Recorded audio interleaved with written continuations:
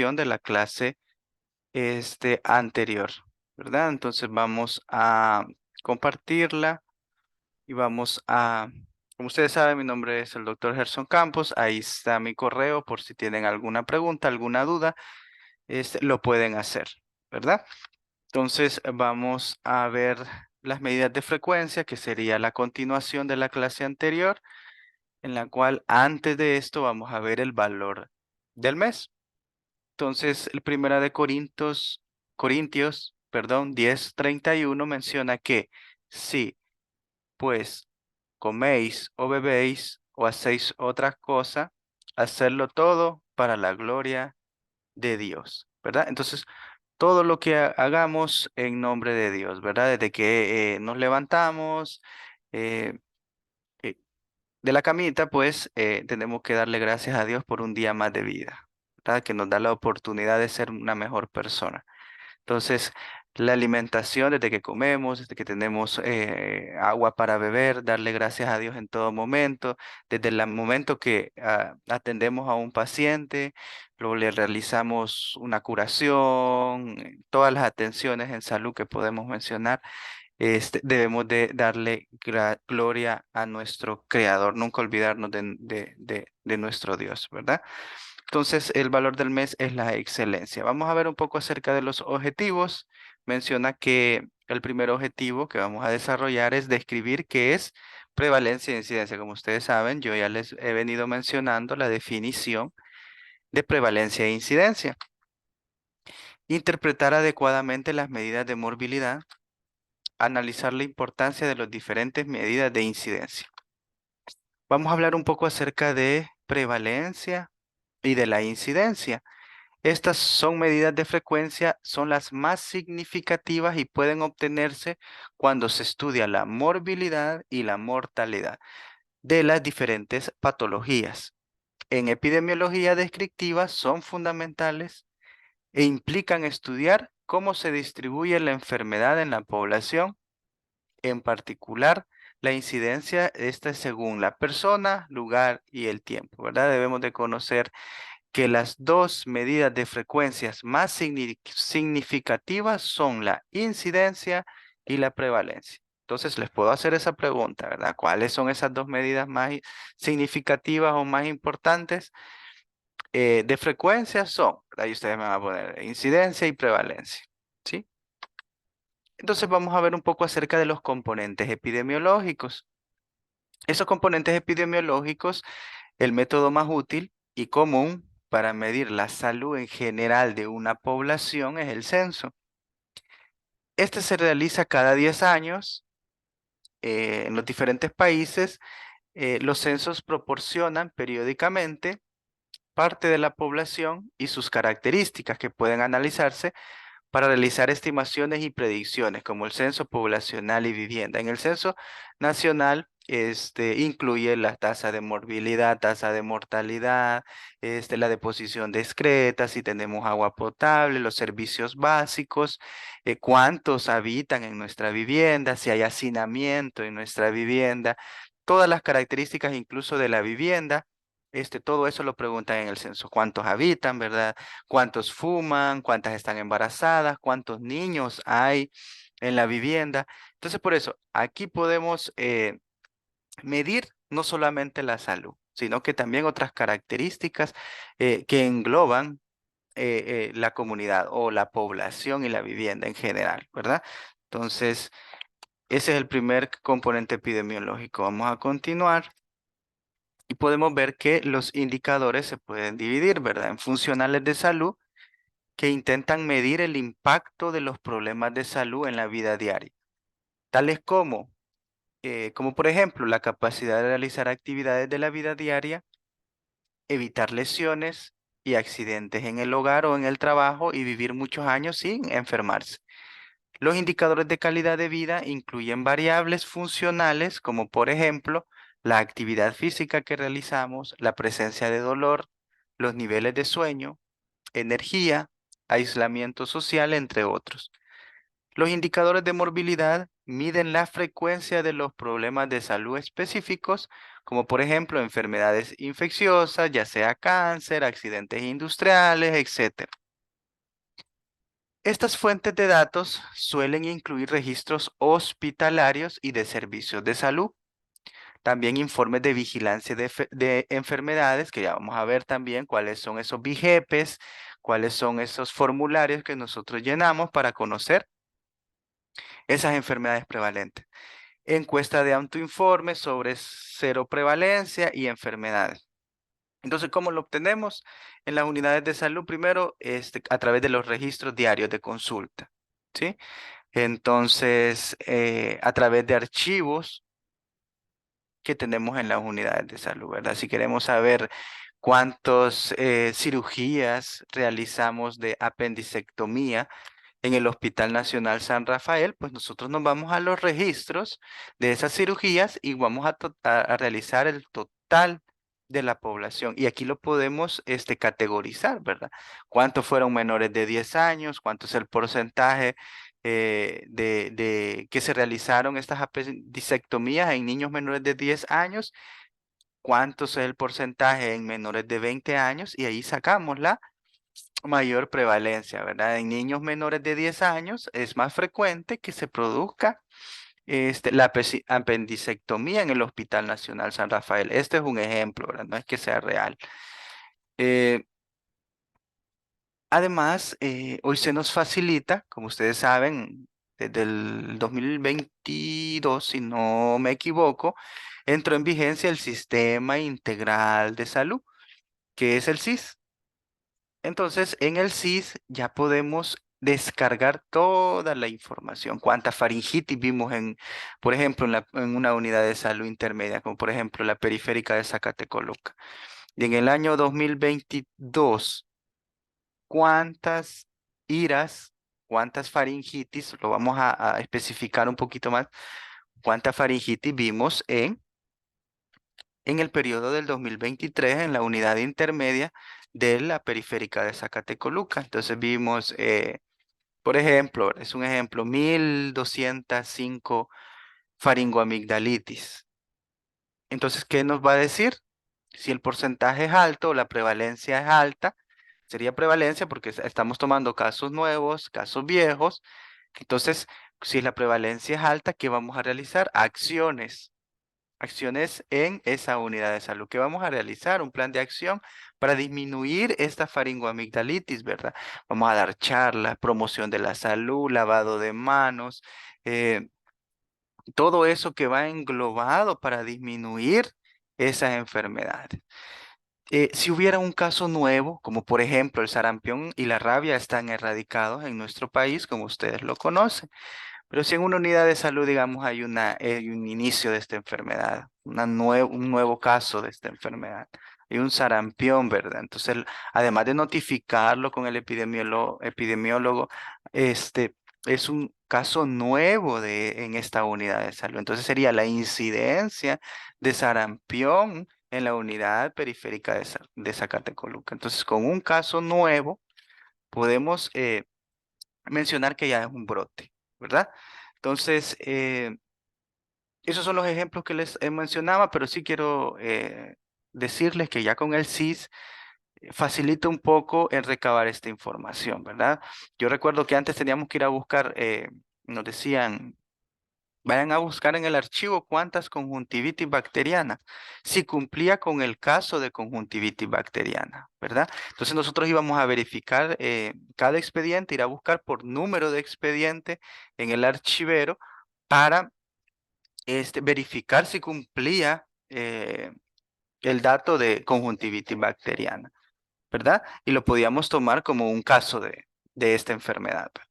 Hoy no, hoy solo se pone o se coloca en el SIS el número de expediente y ahí ya les tira directamente sin ir a buscar archivo el expediente en línea. Y ustedes ya pueden verificar, como por ejemplo, digamos, si es una hipertensión arterial y ustedes lo colocan como primer caso, ¿verdad? Entonces, para ir a visualizar si la consulta fue de primera vez o es subsecuente en la unidad de salud, entonces podemos ir al CIS directamente. Ponemos el número de expediente de la paciente y verificamos si es la primera vez que lo diagnosticamos como hipertensión arterial o ya es una segunda consulta o es subsecuente esta presión arterial de este paciente.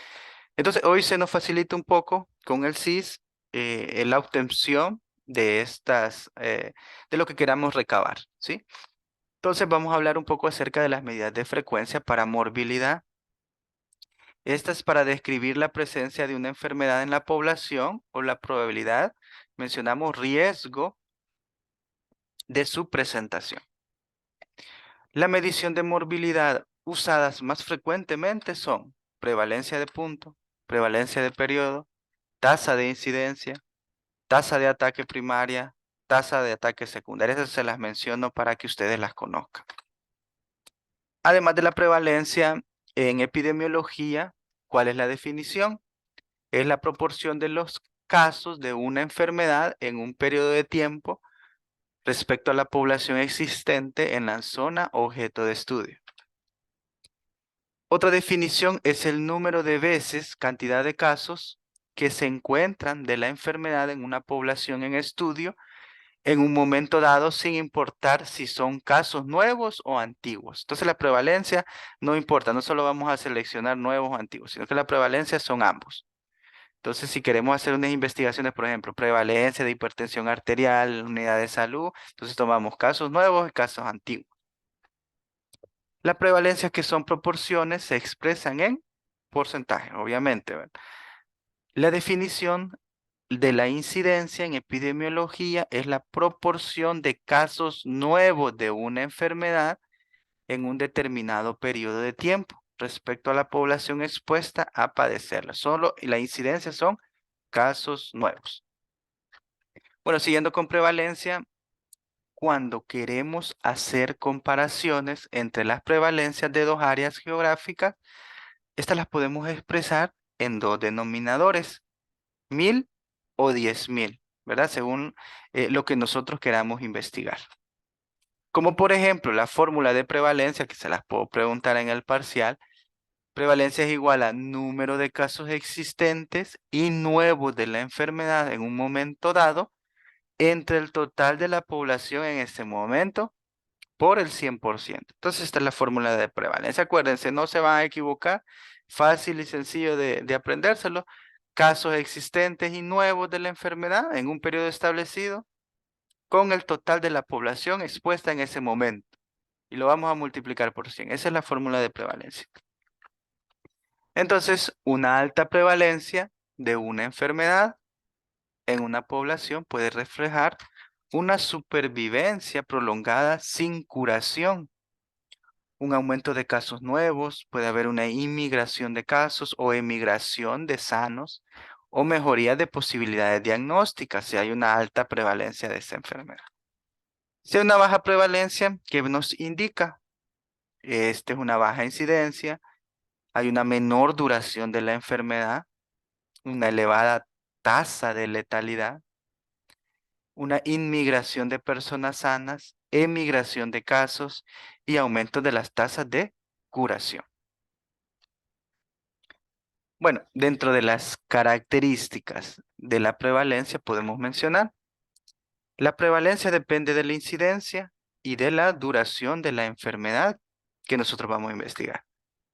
En las enfermedades infecciosas, donde la curación suele ser rápida, la prevalencia apenas tiene interés. Como por ejemplo, porque casi no se estudia la faringitis, porque es un proceso que dura 5 días. Si se trata adecuadamente, la curación suele ser rápida, ¿verdad? Entonces, más si es un proceso infeccioso viral, este, y se trata a tiempo y no da complicaciones, entonces por eso la prevalencia apenas tiene interés, ¿sí? En infecciones de larga duración y que son, yo les pusiera un poquito más, que tienen una alta mortalidad, como la infección por virus de inmunodeficiencia humana, o en las que existe un estado de portador, como por ejemplo la hepatitis B, la prevalencia es un indicador de riesgo de exposición a la población susceptible. Bueno, continuamos con la relación entre prevalencia e incidencia y podemos observar en esta imagen un esquema, por decir así, de la imagen que podemos observar un chorro, ¿verdad? En la cual vemos los casos nuevos, vemos un garrafón, por decir así, un ejemplo, que, en la cual se va llenando, ¿sí? Entonces podemos ver de que los casos nuevos van llenando, digamos, por ejemplo, esta es una unidad de salud o una comunidad, pongamos un ejemplo, va llenando la prevalencia de estos casos nuevos. Ya está la prevalencia, que ya están los casos existentes en el agua que conteníamos o que tenemos. Entonces esa es la prevalencia, ya sean casos existentes y casos nuevos que están la incidencia. Entonces se van llenando ese garrafón, digamos, por ejemplo, parasitismo intestinal. No, por ejemplo, hipertensión arterial, casos nuevos y casos existentes en esa unidad de salud. Entonces los van llenando, los van llenando. Entonces, ¿cuál es el fin de estos pacientes? Que pueden ser recuperados, damos el tratamiento oportuno, adecuado, los diagnosticamos, ellos llegan a tiempo a la unidad de salud, se recuperan o son tratados adecuadamente. En el caso de hipertensión arterial son manejados, se dejan con sus controles y están recuperados, ¿verdad? Están controlados, mejor dicho. Y hay otro caso que no se toma el medicamento, que ya no sigue los controles, que hay más complicaciones y están los fallecidos, ¿verdad? Entonces, este esquema se los traigo acá para que ustedes vean en resumen cómo es la incidencia y la prevalencia y cómo se engloban, ¿verdad? Los recuperados y los fallecidos. Bueno, vamos a ver que la prevalencia cuantifica la proporción de individuos que tienen la enfermedad en un momento dado. Entonces, como les mencionaba, la prevalencia cuantifica directamente los individuos que tienen esa enfermedad. Como por ejemplo, prevalencia es igual a la fórmula casos nuevos y preexistentes en un periodo con la población durante el mismo periodo por 100. Entonces vamos a hacer un ejercicio. Vamos a hablar un poco acerca de la prevalencia del uso del preservativo. Entonces acá observamos que 186, tenemos 300 encuestas. De esas 300, 180 personas usaban preservativo. ¿Cuál es la prevalencia del uso de condón? Entonces vamos a dividir, perdón, perdón, 180 entre 300 personas. Nos toca 0.6, eso lo multiplicamos por 100 y podemos obtener que el 60% de la población utiliza preservativo, ¿sí? Entonces, aquí ya lo pudiéramos englobar un poquito más, ¿verdad?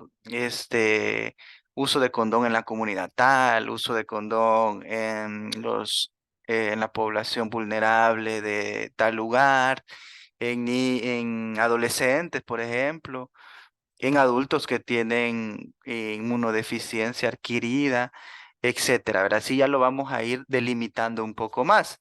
Pero aquí ya en forma general, la prevalencia del uso de condón, podemos decir que el 60% de estos encuestados utilizan el preservativo. Bueno, ya hablando un poco de la incidencia de una enfermedad, es el número de casos nuevos de una patología que aparecen en una población en un periodo de tiempo determinado. Casos nuevos. Se usa en lugar de números en bruto para comparar la presencia de una enfermedad en diversas poblaciones, ya que la tasa se ajusta a los diferentes tamaños de la población. Las medidas de incidencia, ¿cuáles son ellas? Incidencia acumulada, riesgo, tasa de incidencia o densidad de incidencia. Vamos a hablar un poco acerca de la tasa de incidencia. La tasa de incidencia expresa la probabilidad o riesgo de enfermar en una población durante un periodo de tiempo. Entonces vamos a observar que la tasa de incidencia es una medida de frecuencia de un evento, como por ejemplo de un caso nuevo de una enfermedad. El mismo nombre lo dice, la incidencia de cómo sucede en una población durante un periodo de tiempo. La incidencia acumulada es la proporción de individuos sanos que desarrollan la enfermedad a lo largo de un tiempo o de un periodo de tiempo concreto.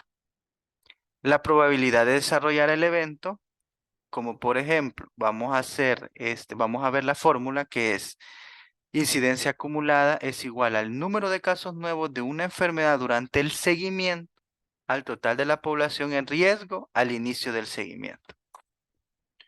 Vamos a ver la fórmula, vamos a ver un ejemplo, perdón, de la incidencia acumulada.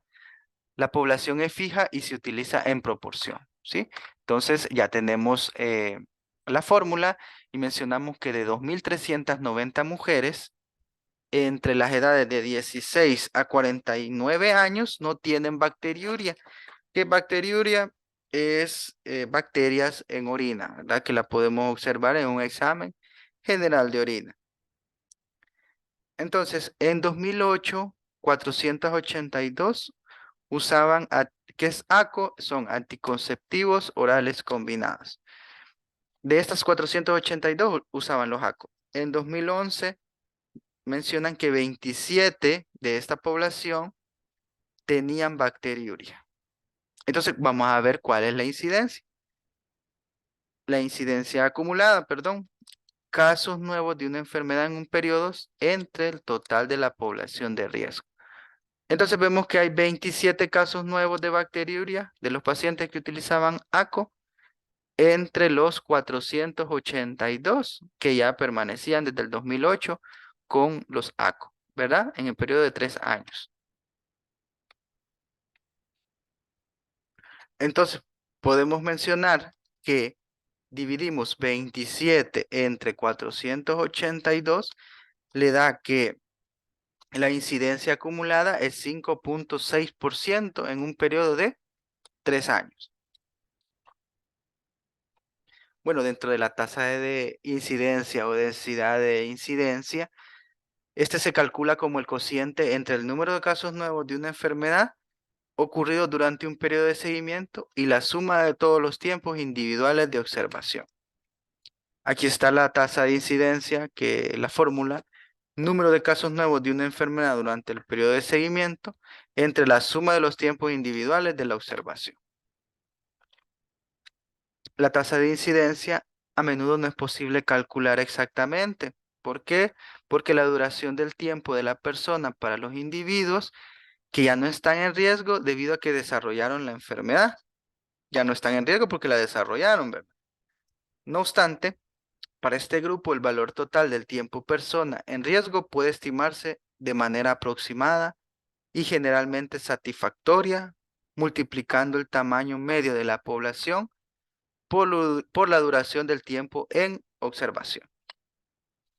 Vamos a hablar un poco acerca de la tasa de ataque, ya para ir finalizando la clase del día de ahora, vamos a hablar un poco acerca de la tasa de ataque.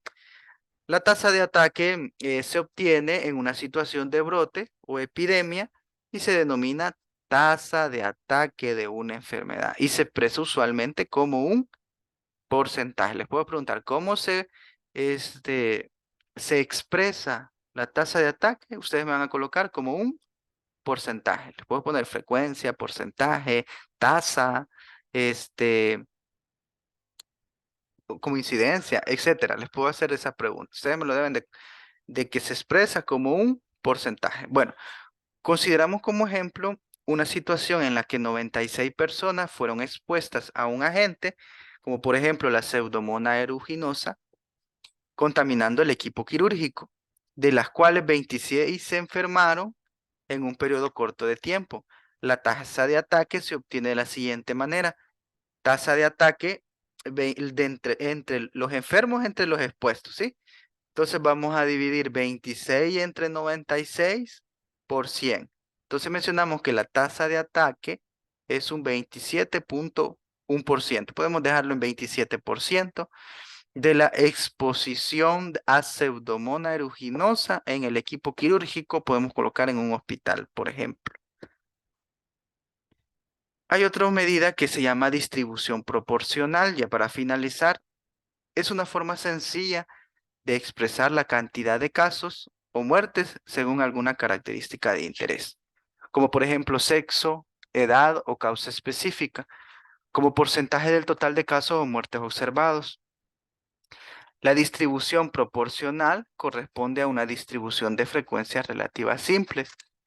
A diferencia de las tasas, la distribución proporcional no mide el riesgo de enfermar o morir, sino solamente indica cómo se distribuyen los casos o muertes entre las personas afectadas. Entonces vamos a ver un ejemplo. Durante un brote de tifus exantemático ocurrido en una comunidad andina, se enfermaron 38 personas. De estas se distribuyeron 24 hombres y 14 mujeres. Entonces aquí podemos ver la distribución proporcional de casos de tifus exantemático por sexo. Masculino mencionamos que eran 24 y femenino 14. Entonces la distribución es del 63% masculino y 36,8, podemos mencionar 37 y 63, ¿verdad? Haciendo un total de un 100%. Es decir, que la proporción de casos del sexo masculino, vamos a colocar 24 entre 38% es un 63,2%. Y proporción del caso del sexo femenino, que son 14 entre 38%, mencionamos que son 36,8. Lo podemos aproximar a 37 y dejar del sexo masculino 63, ¿verdad?